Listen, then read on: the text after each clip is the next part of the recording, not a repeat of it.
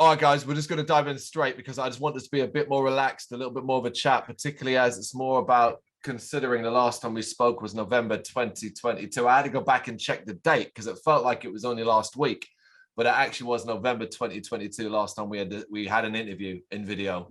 Unreal, that's unreal. That's been just joined as well, I think. Was it? Yeah. It's been 2 years since what I joined. Fucking hell. That's gone mad. It's blown by. It really, really has. And that's the thing. It's not like things have changed that much these days. Yeah, okay, back then things were a little bit tighter. We weren't exactly able to do much. We're still in the COVID times as it speaks. But since we last spoke and since now, as individuals and as a group, as Second Cities overall, how have you guys been kind of coping, getting on with things? All right, yeah. We've since I think we would have just got this place that we're in now, our little lock-up space when we last spoke, and so we've pretty much just been living out of here. We've added a bit more things to the place. We did a bit more homely. We went and did a record up north. We thought we'd try something a little bit different, which I think people are starting to enjoy a little bit. And we've started to be able to gig again, which is one of the biggest things. We've been able to start playing shows again, which is kind of mental. We've got a new manager as well. Yeah, we've got a new management. We've got to do some new management with Martin from Bespoke Media. It's all been kind of blowing off. It's and it's all because of the support that we've had from people like yourself and things, getting our names out there. So first of all, just thank you for having us back. Yeah, no worries. My absolute pleasure. I mean, that's such a significant thing you touched upon there, because it has felt, particularly in the last, I'd say, couple of months as well, that Second Cities are kind of blowing up. It's obviously over extended period of time and all the work that you've been putting into. At what point that you can think of and point at, going back, I guess, as well, where you started to notice or where you started to think, okay, we're beginning to kind of grow? Every day, I think something new comes out and it just really humbles us, really. Like, I think yesterday we had the most listeners ever on our Spotify, which is like 2 weeks after our release as well, which is kind of mental, but it's kind of started popping off. That was quite big for us, as well as being made into the top. I bet on being on Kerrang. Oh yeah, being on Kerrang. Then again, we were also on Kerrang as well, which kind of like, again, like, as I say, it's every single day something new crops up, and it's just reignites the spark again and again, and it's just.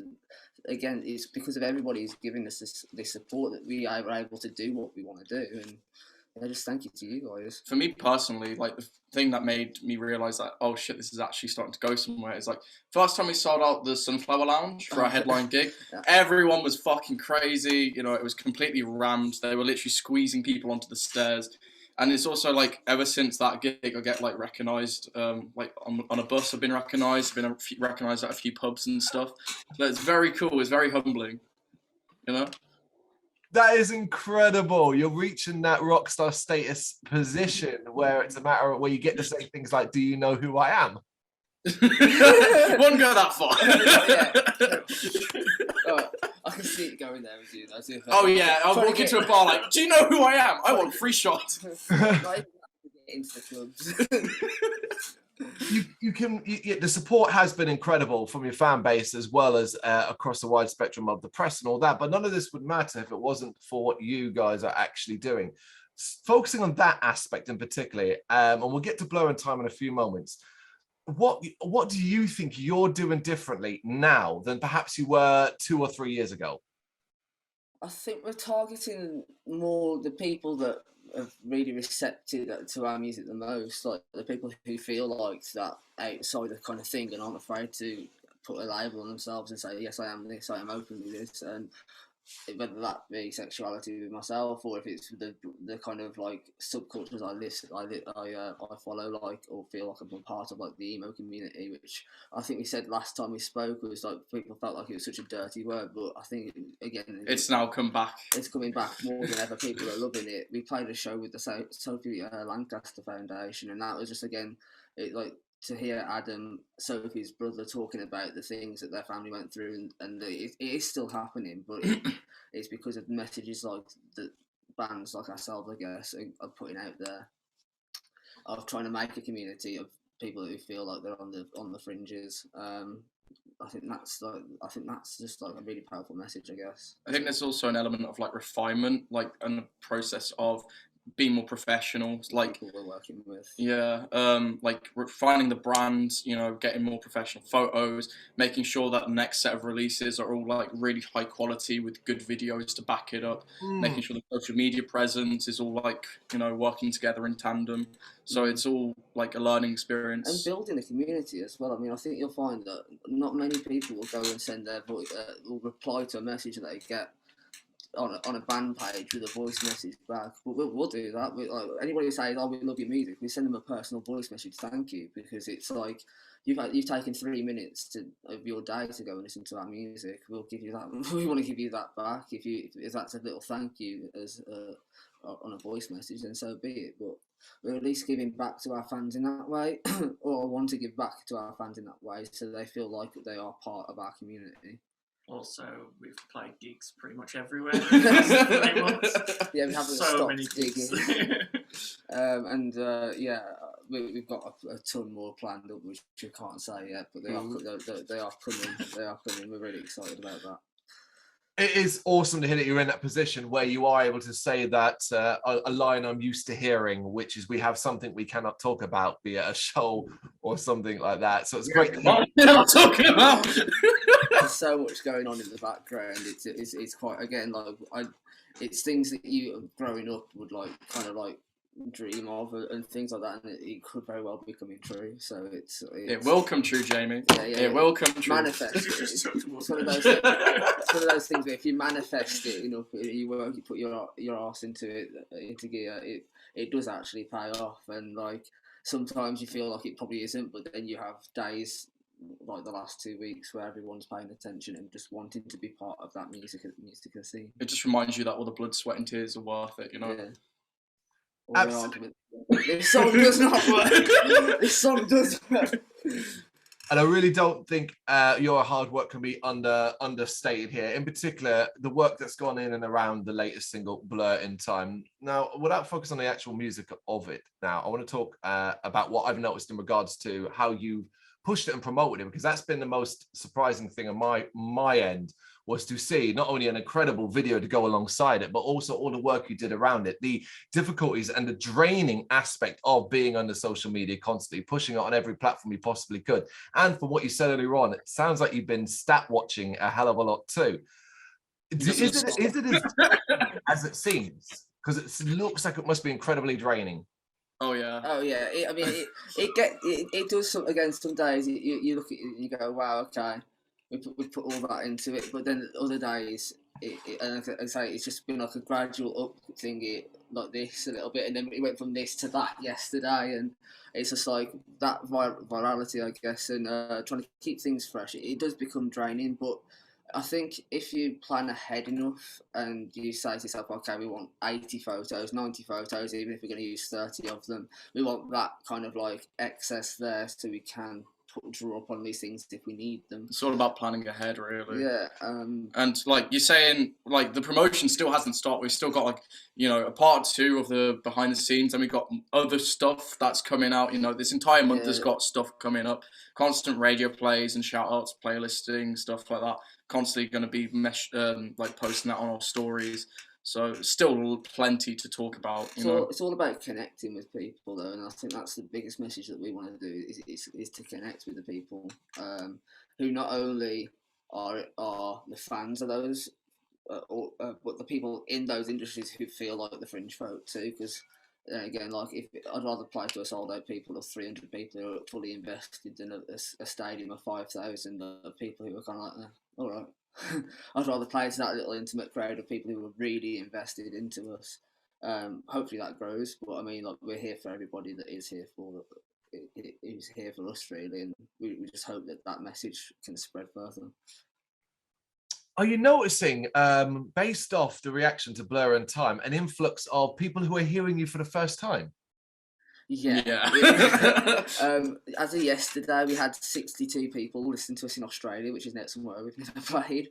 68 people again in America, and again we've never played in America either. I don't know how that music's got there, but it's got there, and we'll find out again today. Again, stat checking, it can be your enemy, because you can measure success, but it's hard to measure success in terms of stat checking because every band's different. Everyone's got their own different ambition of success, and right now we're succeeding. We're getting ourselves to 500 people at the minute, but if those 500 people are fully invested in us and loving our music, then that's my family, that's my fan base right there. And hopefully that becomes 5,000. Hopefully that becomes 50,000 and then 5 million. But I mean, until that point, I'm happy and just grateful for the people that we've got. I mean, every single stream is a person who has a backstory, and they've connected with us in that way, and we just want to give back with that person, I think is that a seagull agreeing with you by Yeah. It's actually a funny story. Like, was it when we first got the lockup, the window? We had it for 12 months. We didn't realise the window above us is open, and they kept coming in and putting sticks on his drum kit. Like, we literally just walked in one day and there was a fucking seagull sat on my snare. I'm like, what are you doing? It's mental. Oh, it has some personality to it. It's in years of doing these interviews, Zoom ones, particularly in the pandemic period, it's the first time a seagull's appeared in one. So something brand new. I guess fan of oceans. That's what. Crush. Yeah, there we go. Put some sound effects in there. That was terrible. I apologise. You have a ready-made guest for the next track. Say again, sorry. Oh, the seagull. He's a ready-made guest. He's the guest vocalist been reaching out to. Yeah, we don't need no Amy Lee. That's how seagull is. So I mean, Blurraaains Time. Obviously, it's the latest single out from you guys at this moment, and I don't want to sound like I'm blowing smoke up your ass, but effectively, what I did write in the reviews is still what stands now. It's arguably the best track you guys have ever produced. An incredible piece of work that is emotionally touching as well. Take us back to what the process was behind this track, where the thought process started, and how different the end result ended up being.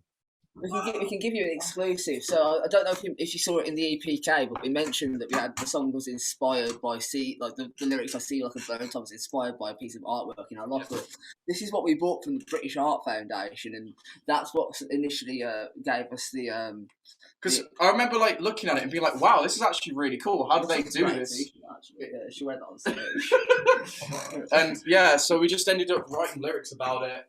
And I mean, I guess that's where the poetic. I see like a Blurraaains Time came from. I was like, that's cool, but what could that line mean for other people? And that's where I guess the idea of isolation and where that time has gone over the last 2 years, over that period, and people have heavily struggled with their mental health and things like that, and found it difficult to reconnect with the people that they've seen before the lockdowns. And I guess that's where the song kind of came from a little bit.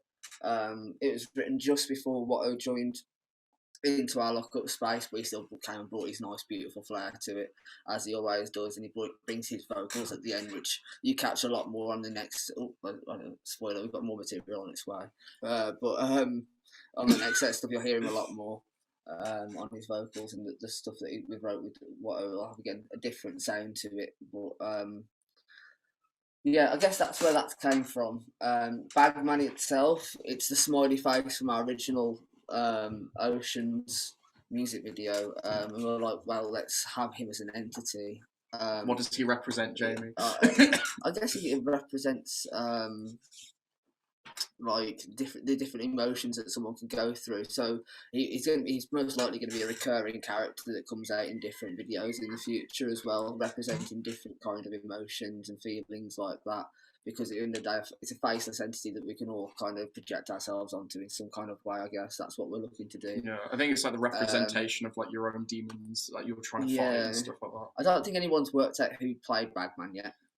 So if you want to go and have a look, new competition. Yeah, if you figure out who Bagman is, first one to message us and say who it is, we'll send you something. We'll send you something. We'll send you something. It might be a sticker, but no one's worked it out yet who Bagman. Okay, that's quite intriguing. I mean, it's a cool idea as well because it's something that will effectively, ultimately, over a period of time, link your music in almost a storytelling aspect, even if they're not directly linked to a conceptual or something like that. Almost a mascot for Second Cities.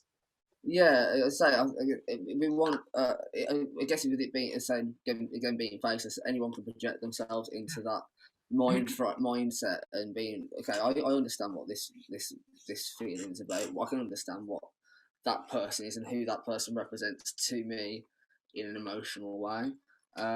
We've got songs that are coming out that affect more difficult topics, I guess, like domestic abuse and things like that. And again, we want them to.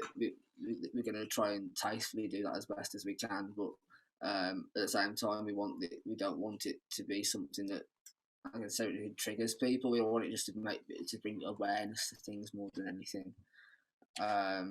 That's a fascinating balance to try and work with. It is, of course, incredibly difficult. And in regards to Blur in Time, how much of your original vision when you first set it out did the end result turn out like? Is it exactly the same when you went into the studio and you worked on it and got the end result? Was it exactly like you envisioned or better?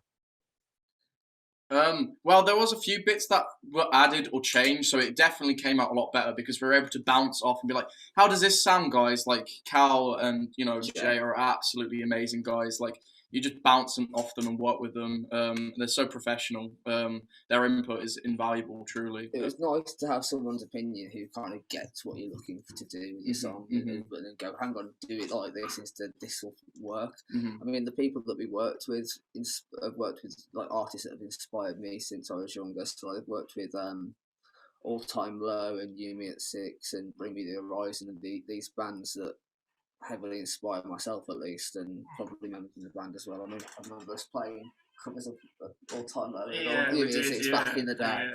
20 years ago. And yeah, I guess it's just really good to have that kind of connection with our with our studio. I guess it's like our place. We feel home when we go there. We were there like a couple of weeks ago doing some more stuff that's coming. And it just felt really good and just really relaxed, and we could just like go, yeah, this works, or it's crap, or it doesn't. Yes, it does. I mean this from the bottom of my heart. It was probably one of the best holidays I've had because it was both really relaxed and chilled, and it was nice to like hang out with a band in like an environment where we could just chill out, enjoy ourselves without it being like constant, like we need to do this, we need to do that. And at the same time, it was also like highly productive, but because of the atmosphere, it felt really good. Let's take this Can off. I chime in the 2 words? Yeah. No, is it 3 words? It was too warm. It Oh was too my warm. God. It was too warm the entire week. It was horrible. It was like 27 degrees outside. Inside it was like 35 in that studio room. Like yeah, it was the same last year though when we recorded Blur in Time, because it was around the same time of the year. We recorded this last year, so it's kind of like mad trying to think back to that time. But it was just as hot back then, and yeah, I don't know why we just didn't dress like for like the beach. We'll remember for next time. Yeah, we'll go in mankinis next time just to air out ourselves out. But the worst part is when you're doing the vocals, because they can't have the aircon on at all because it picks up on the microphone. Same with the drums so as it well. gets proper sweat fest, and yeah, oh my god. Walking into that room, you're like, oh, it's a bit musty in here. It's wicked though. Big massive shout out to Steel City Studios. They make us feel proper at home.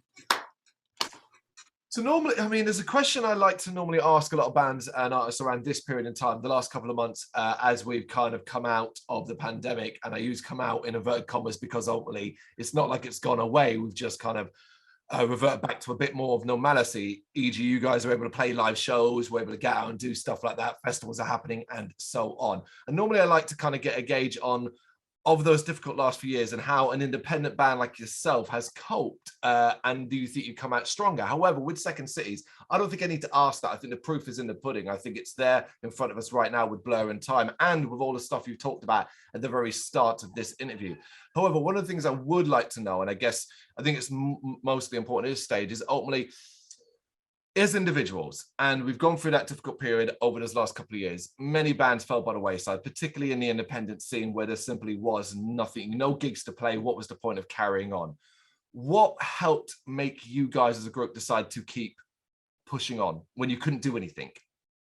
It's like knowing that we're all dedicated, like we want this. This is, for me, like, this is all there is. I do not want to work, for some fucking corporation. This is my dream. This is my ambition. I don't know what I would do if Yeah. I didn't have the band kind of situation. I'd probably be a lot more of a mess than I am. It gives me an opportunity to like get out emotions and kind of like resonate with people, and as I say, build a community that I don't think I'd necessarily have if it wasn't for. So, and ultimately, there's people out there that enjoy our music and ask for more, and like because of those people, that makes me want to continue. And I guess it's the people that are around us that give me that strength to always carry it on, no matter what how tough things can get at times when you're spending a lot on things that don't always work out, but then spending nothing on other things that really work out. And it's a very turbulent industry, and I think it's just the people around us that give us that support. That's how we get through, or myself anyway. Well, plus we spent loads of money on musical equipment. Have to do something with it. Got to use it. Do you feel, as particularly with the results of Blur and Time, that as musicians you've progressed, even as far back, gone back to January 2021 with Out with the Old? Do you think since then the difference between Second Cities now and Second Cities then is quite marginal? I mean, looking at it, I would, if you'd asked me about a week ago, I'd have said no. But like after yesterday was our most listeners ever, and that was double in a day what we had on the release day of Out with the Old. So ultimately, for myself, I'd say I think the gaps like went huge. By no means top of the food chain. We've got a long way to go to get where we would love to be, but. So long as people are enjoying it and we're getting through to more and more, our message through to more and more people, I call that success. If it's 10 people, so be it. If it's 100, that's amazing. But as musicians, we need that message. But as musicians, as individuals, your individual talents, whether it be vocals, drums, bass, guitar, every element of Second Cities, of course, you never stop learning, you never stop progressing, you never stop improving. Do you feel as individuals that you feel as though you've expanded and have grown? Last spoke. Yeah, I 100% believe that every time we get together in a rehearsal room, there is like a 1% improvement, like on all individual fronts, whether it's his screams getting better, Damon like playing like some cool new bass thing, or me just like, because I have this thing where I'll play something and I'll try and detach myself from what I'm playing and listen to it from like that kind of outside audience perspective and be like, does this really fit? Is this kind of what I'm trying to go for? Or should I try it on this bit? And as you guys know, I'm constantly asking, like, dude, does this work? Or should I play it over here? You know, he's a perfectionist. I like to sometimes think that once it's done, it's done. And once it's on the record, that's how it should be. But we clash all the time on this because I want to refine it and make it the best it can be possibly. I think by the time you get it to a record stage, that's where you think, well, again, personally, these are not the things that you'll see from the inside all the time. It's we're very polar opposites, but I think that makes it interesting as well. Like, you need to have that. If everyone was the same, it'd be really cookie cutter and boring. Like, it'd be like an echo chamber. Yeah, sometimes you need a bit of attention because it forces you to like actually expand your perspective. We always end it in a positive where it should be, I guess. Like most of the time, when there is tension. Right, you might be saying such a. When the end result turns out something like Blur and Time, I think ultimately that whatever you're doing is clearly working wonders.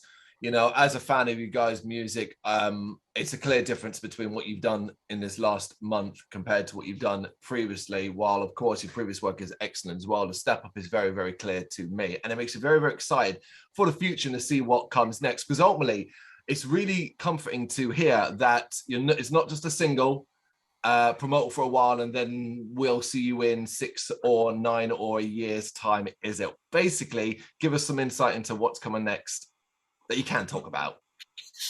Okay, if everything goes the way the plan, it's about 8 to 12 weeks away for the next thing that's coming out, and that's going to be the way that we aim to do it for the significant future.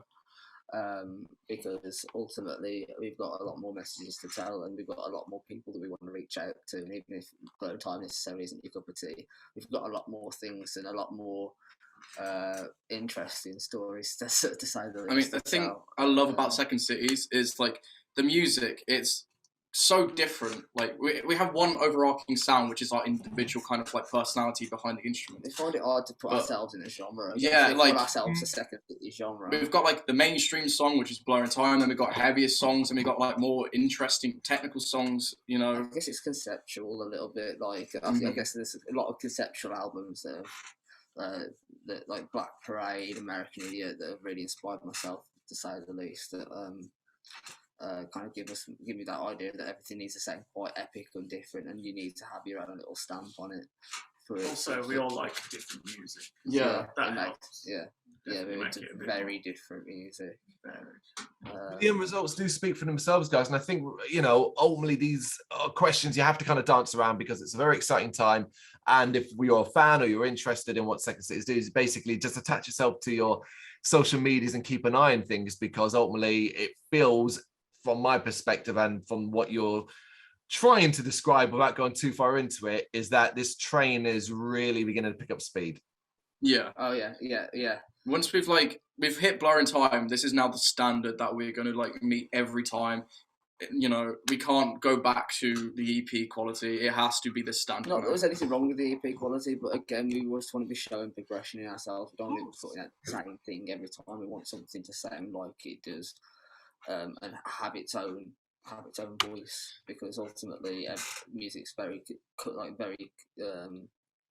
so what I'm looking for, it's very broad, that people can take very different looks and different colours and perspectives. They can have their own visual beauty to it and things like that, or they can hate it, and you know what, I don't care either way, but we're making something that people are paying attention to.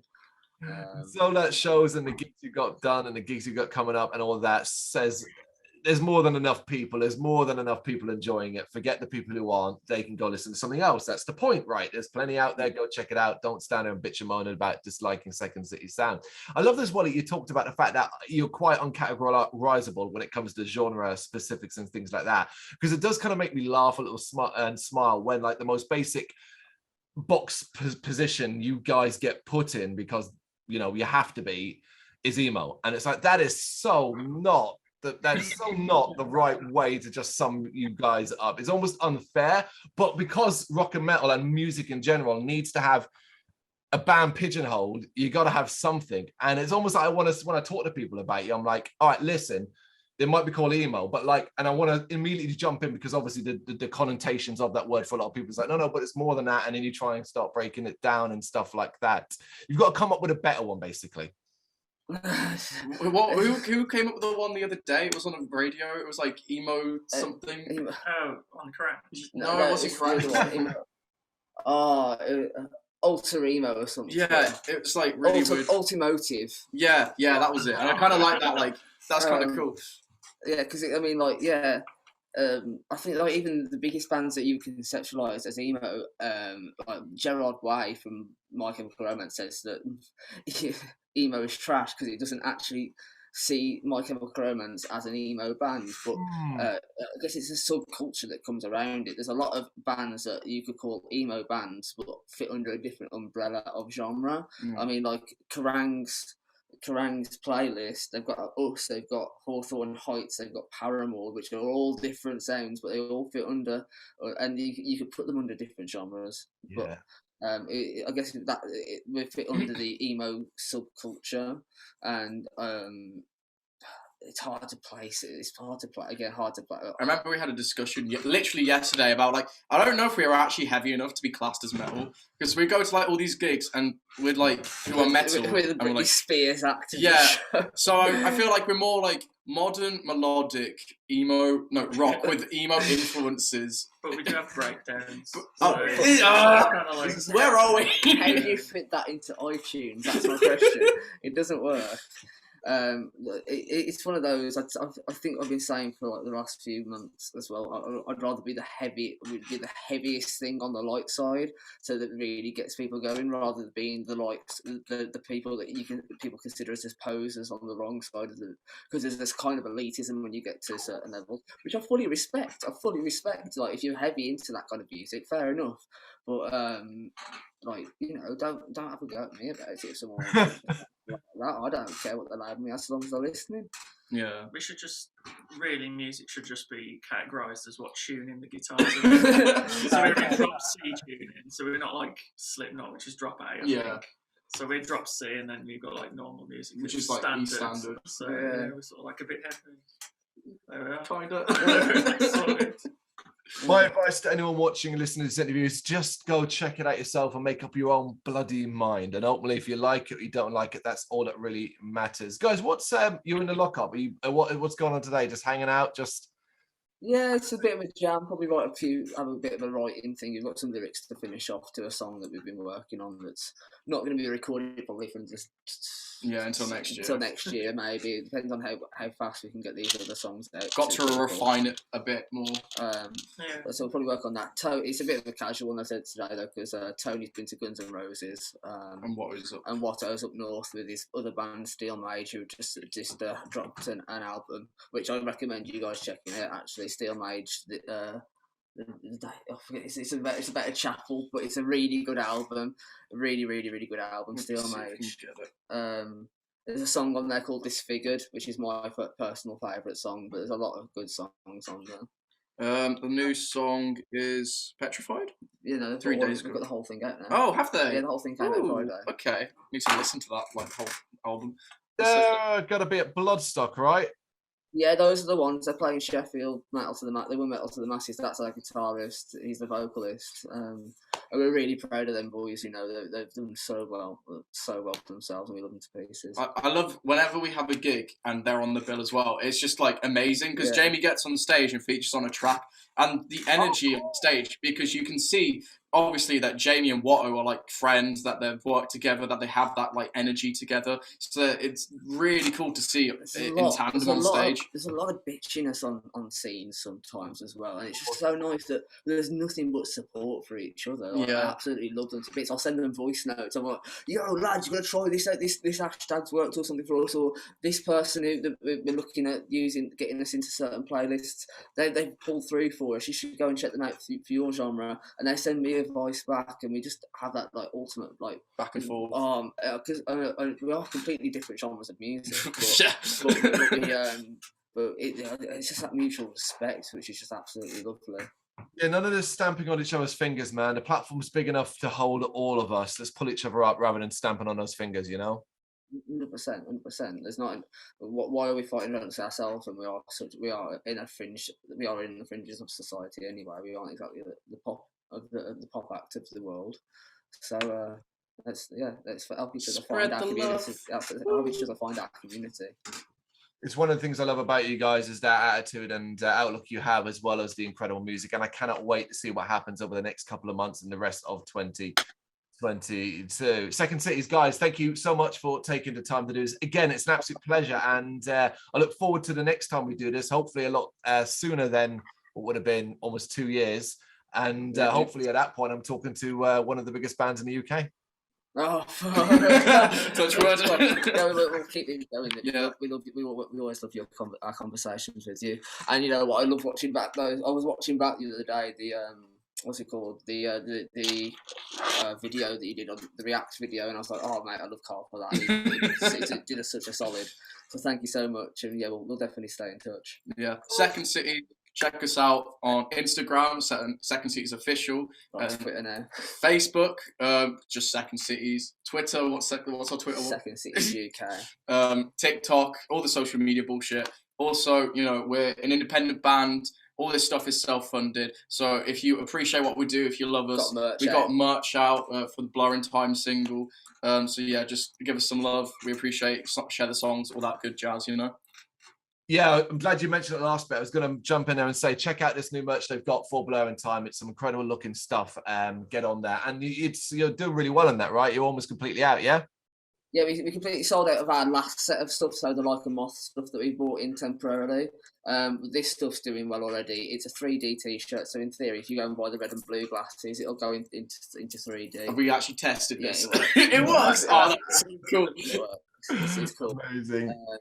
So yeah, go and check that out. I think it's the cheapest t-shirts we've done for a while. Actually, they're only 18 quid, and that's free delivery. So go and get them before they go, because once they're gone, we're not doing them again. We kind of want to that little thing of like our merch is super limited. So that we can kind of we can find our followers based on when we release that thing. Oh, you came on board at that point of time with our music. Oh, you're an OG, but the original T-shirt we ever had, kind of thing. We want to be able to like follow that through all the way.